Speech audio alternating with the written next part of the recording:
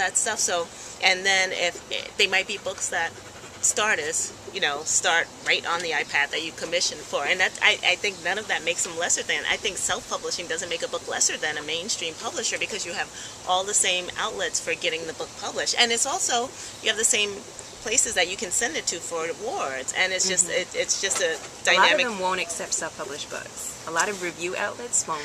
You have to pay for a review. Kirkus, for example, you have to pay to get a self-published book reviewed. But you have to pay also to have your book on the table at Barnes & Noble. Yeah. In a mainstream publishing venue. So I think that if part of self-publishing is paying for Kirkus to do a review, if that means it does a good review and it gets the book out there, I think it's I think it's worth doing. I just don't see it as lesser thing. I see it as, okay, this is the new world and this is the new way to get the book out there.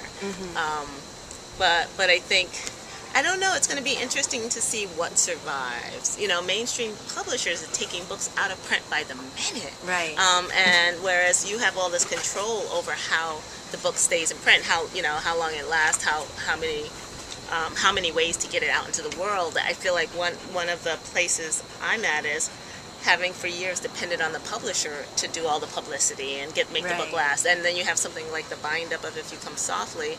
Barnes & Noble didn't pick it up, and it's about to go out of print, after a year, because it's the mainstream publisher who depends solely on Barnes & Noble. Barnes & Noble looks it up and says, no, we don't want this. The publisher goes, wow, now what do we do? How do we sell this? They passed on it because of the cover, you think? I don't know why. I have no idea why they passed on it. I think that's one of your most popular books from people I talk to.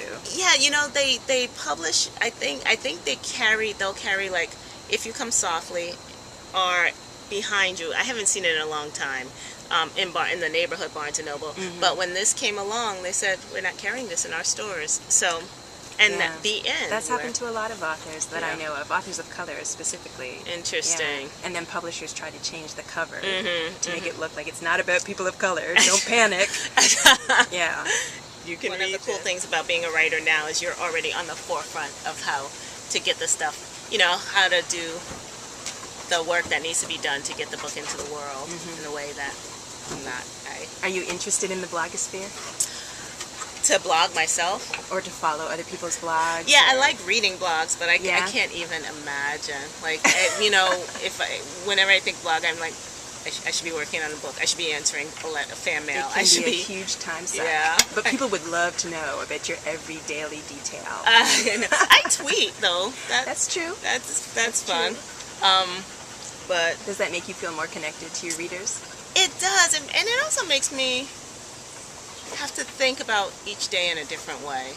Like today I was tweeting about, I saw a kid reading a Kindle, like walking down 7th Avenue, and he's reading, a 9-year-old kid. Wow. And he looked about 9, he's reading his Kindle, and he tripped, and I thought, okay, that's the book.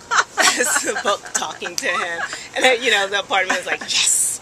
So, but Toshi's sister's getting a Kindle for her birthday because she lives between 2 houses, and she gets mad when she leaves her books at one house, and she has, and I thought, okay, that makes sense. You can just dump it in, but it's a time that gives me pause because so much change is happening so quickly. It is. So, it is. But no, I love your blog, but I won't be joining you there. Okay. For all those bloggers out there, I tried. Okay. So to conclude, you've mentioned that you have a book that you just finished writing, a book actually about meth addiction. When can people expect to see that on the shelf? That's coming out in January of 2012. Oh, good. Not that long. Yeah. Okay. And I think you said you have books scheduled to come out for the next 4 or 5 years? Yeah, I have books coming out, till 2014. Wow. Yeah. Do you want to tell us a little bit about those? I have a picture book that's coming out called Each Kindness that Evie's illustrating about a girl, the year that a girl was not kind, and the kind of aftermath of that, of how one cannot go back to a moment when something like that happens, but the moment might stay with them always. So, and I'm excited about it. And I have a book called another picture book called The Rope that James Ransom is illustrating. And then I have a book called Baby's Brothers Red and Blue that actually spans many decades, and it's the first time I'm kind of writing from. Wow. It starts in 1910 and goes to 1970. And that's a novel. Yeah, about two brothers and kind of from the Negro migration through the Vietnam War and kind of a lot of stuff that happens. Interesting. Yeah. Interesting. And right now I'm trying to finish up a book about a girl who time travels back to pre-Civil War. So, but Wow. it's not going so well. Yesterday it wasn't going so well. Yesterday I stopped writing early. Okay. Okay. When you stop writing, do you pick up another project? Yeah, I'm doing that play. So, Yes. so I actually am going to the library now because I refuse to buy any more books to get a bunch of librettos to read because I just don't know how to write one. But Yet you've done an adaptation. You adapted. yeah, this is Locomotion, but I'm doing an opera with Robert Wilson and Bernice Johnson Regan and Toshi Regan, and so since it's an opera and I'm writing the book, I don't know how to do that. But I did the adaptation of Locomotion, and that was fun. Do you like that idea of reaching audiences in different formats? I do. I'm really starting to like the play format, and it's kind of my go-to. It's the thing I go to when I'm really stuck as a writer. Yeah. That makes me feel like, okay, I got this. I feel like writing plays helped me hone dialogue. Yeah. Because you really have to embed action in the dialogue. You're on the stage. They can't just be running around doing all kinds of different things. So It is really true. It creates a much cleaner line, and and I feel like it does come back to that tightness comes back to the fiction. When I get back there, I'm like, okay. Yeah. And congratulations, you just won the Hornbook Prize for Pecan Pie Baby. Yeah. Another prize. I was talking to Shadra Strickland, who just won the Ashley Bryan Award. And I said, do you have a shelf in your new house for your awards? And she was like, no, I can't. I have a space right above my desk, but I can't have them up there. It's just too much. And I thought, I wonder what Jackie does without her awards. They're behind me.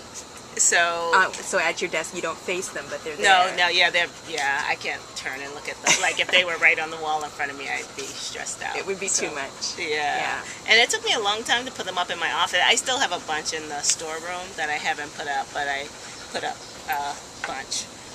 But I definitely did not have them facing me, so that when I pulled back from my computer, I looked up and saw them. And I actually don't work in my office so much. Yeah. I go in there, once the book is finished, I can go in there and start honing it and stuff. Yeah. So what's the greatest reward of being a writer, if it's not the award? Oh, I like, I feel like when I finish a book, that's when I'm happiest as a writer. When I know I've written that last line, before I start having the cover fights with my publisher, I feel like it's such an accomplishment to say, okay, this is done. I've done this, and before I start stressing about the next book. So usually I'm working on more than one book at a time. But then when one is coming really well, I'll stop and just work on that. And when I write that last line, it's like, well, no other feeling. Yeah. So that's cool, and I love when a new story comes, because I don't know if this happens to you, but when you've written that last line, you think this is it, this is the last book I'll ever write, and then eventually. I can't believe you think that, having written 30 books. It's also 30 is pretty much of a whole number. So it's like this is the gift the universe gave me. They say it enough now, and I do think it is a time to move on. And what would you do if you weren't writing? Dream. Like, if I could do anything I wanted to do, I'd play pro ball. Basketball? Yeah. Get out of here! Like for the Liberty?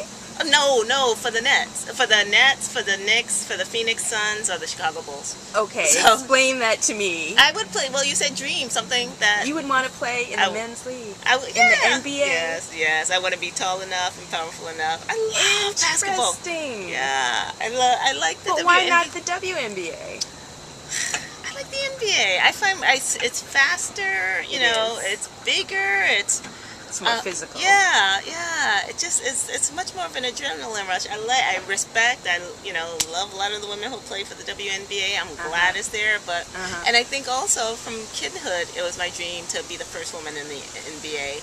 And then the WNBA came along when I was an adult. So even now, it's like, well, no, I don't. I like the NBA. So interesting. Well, the Nets are coming to Brooklyn. So I know. They'll be in your hood soon enough. I want to play for the New Jersey Nets. Okay, So, I think I have exhausted my questions. thanks. And those in were great just about questions. an hour. Thank you so much for doing this. Thank you. I Thanks feel like I need to get a shot of toffee oh. because you have been a part of this interview.